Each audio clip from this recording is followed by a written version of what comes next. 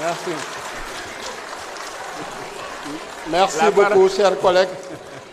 Monsieur le Président de l'Assemblée nationale, Monsieur le ministre des Finances et du Budget, Monsieur le ministre de l'Économie, du Plan et de la Coopération, Madame le secrétaire d'État. Honorable, je vous la parole. Désolé.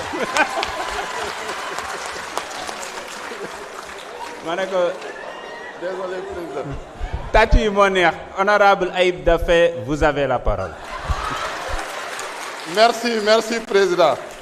Donc, je vais aller directement au but puisque j'ai fait les salutations.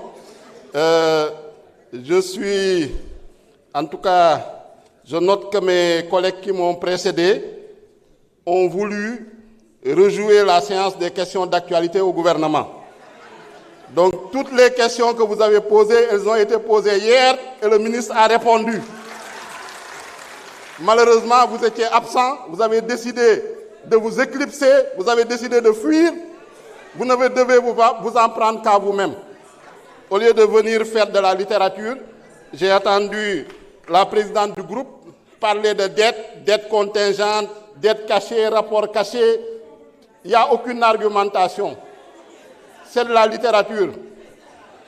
Et je pense que ce qu'ils veulent, c'est continuer de mettre la confusion dans la tête des Sénégalais. Monsieur le ministre des Finances et du Budget, ne perdez pas votre temps à leur clarifier, à leur expliquer. Vous l'avez fait pendant toute l'année. Ils ne veulent pas comprendre, ça ne sert à rien, il faut qu'on avance. On ne peut plus perdre notre temps à expliquer à des gens qui ne veulent pas comprendre, qui ont mis le pays à genoux au 4e sous-sol et qui nous maintiennent dans des débats marécageux, dans des débats nauséeux, dans des débats boueux. Nous ne l'accepterons pas. Nous nous sommes mis dans la voie du redressement économique et social. Les solutions sont claires. Si vous voulez avoir des réponses, il faut siéger au moment des commissions, il faut venir participer aux questions d'actualité, mais ne pas attendre la dernière minute pour venir vraiment nous importuner. Par rapport à la dette, je ne m'éterniserai pas sur ce débat qui est un faux débat. Je parlerai plutôt des recettes. Et Monsieur le ministre des Finances, vous félicitez pour l'augmentation des recettes, 6 188 milliards, avec une hausse de 1174 milliards.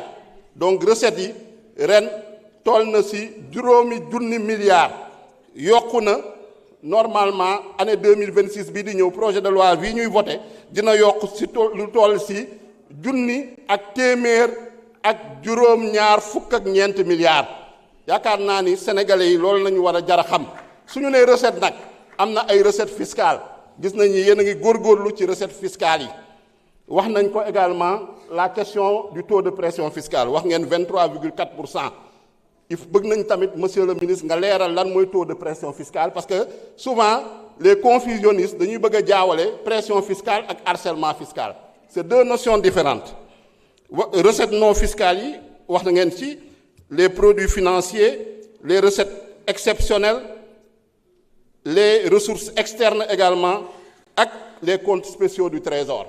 Donc je pense que sur ce plan-là, ku xool le document ba nga xam ne moom nañu annexé au projet de loi de finances 2026 mooy le document voies et moyens, je pense que leeral na tey gouvernement bi stratégie de mobilisation des recettes ba nga xam ne moom la bëgg a déployer.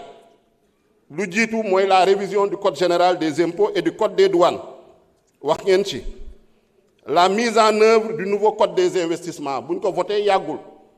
Donc, lors de la session extraordinaire, rationalisation progressive des exonérations fiscales. Loolu tamit ñoo ngi leen di ci sant di leen ci encourager ngeen gën ci góorgóorlu tout ce qui était cadeaux fiscaux nga xam ne régime bu fi nekkoon da ko doon octroyer généreusement en violant le code général des impôts gis ngeen ni loolu yéen ngi ciy góorgóorlu. Élargissement tamit de l'assiette fiscale ak la poursuite de la modernisation douanière via le programme PROMAT. Donc, il y a des avancées certaines. Par rapport aux objectifs yu nga xam ne gis nañ ko également dans la stratégie de mobilisation des recettes un des principaux objectifs mu nga xam ne moom ngeen fixé au plan de redressement économique et social mu nga xam ne en tout cas identifier na les solutions parce que le problème je pense qu'on a ñoo ngi ci maintenant on est aux solutions et trouver les moyens de financer ces solutions loolu moo ñu fi indi tey moo indi pour ñu saytu le budget le projet de loi de finances donc objectif bi mooy aligner les agrégats budgétaires aux critères de convergence UEMOA gis ngeen ni pour cette année 2026 on va aller vers 5% par rapport au déficit dinañ jege les déficits de 3% bi nga xam ne moom la ñuy wut augmenter également la pression fiscale c'est un des objectifs réduire surtout la dépendance aux ressources externes mooy bor bi ñu fexe ba wàññi dépendance su Sénégal parce que loolu mooy souveraineté loolu moo tax en tout cas ñu indi la vision Sénégal 2050 loolu moo tax ñu indi le master plan loolu moo tax ñu indi la stratégie nationale de développement 2025-2029 ak le plan de redressement économique et social donc ça c'est les principaux objectifs maintenant am na yoo xam ne population yi tamit am nañu ay préoccupations par rapport un peu au financement des différents programmes notamment mun naa jël le cas du programme spécial de désenclavement ñu bëri sama collègue yu bëri ñëwaat nañ ci bëgg nañu ngeen gën a leeral Sénégalais yi parce que man mii sax dañ may interpeller en tant que député du département de Sédhiou par rapport à la boucle du Boudjé nga xam ne programme spécial de désenclavement moo ko war a financer fan ngeen toll ci programme spécial de désenclavement boobu ak kañ ngeen yaakaar ni en tout cas chantier yi nga xam ne moo nekk ci programme spécial de désenclavement yooyu di ngeen ko mën a relancer gis nañ ni am na lu ngeen ci jël en charge dans le cadre du projet de loi de finances de 2026 mais am na loo xam ne ba léegi des na donc bëgg nañu ngeen leeral Sénégalais yi vraiment par rapport ak la situation du programme spécial de désenclavement parce que lu ñu ci jotoon xam nañ ni y a eu des surfacturations xam nañ ni y a eu en tout cas de la délinquance financière par rapport ak la structuration de ces programmes-là mais du teewul am na projet yu nga xam ne axes yu ñu fa identifier effectivement c'est des axes très importants donc comment en tout cas avoir le bon équilibre entre cette recherche de transparence cette reddition des comptes ak satisfaire les besoins économiques et sociaux des Sénégalais donc yaakaar naa ni fa lañ leen di xaaree am na sama benn collègue bu fi yéegoon sànq il posait la question de la loi de règlement loi de règlement de balaa ñu ko fi indi duñ ko fi indi loi de règlement boo xam ne ak les chiffres que vous avez maquillés soo leen gisee loi de règlement tardé chiffres yu ngeen maquillé woon moo tardé loi de règlement boobu ministre des finances vérifiez bien les chiffres balaa ngeen di indi loi de règlement yooyu donc loolu nañ ci bëggoon wax di leen gërëm di leen sant merci beaucoup. Merci beaucoup. C'était le dernier orateur.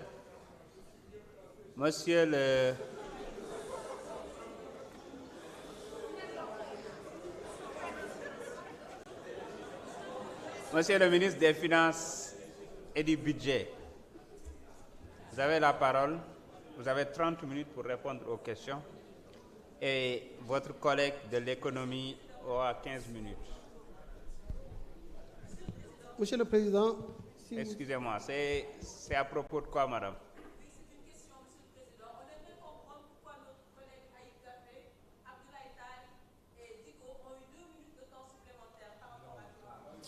Vous vous êtes trompé.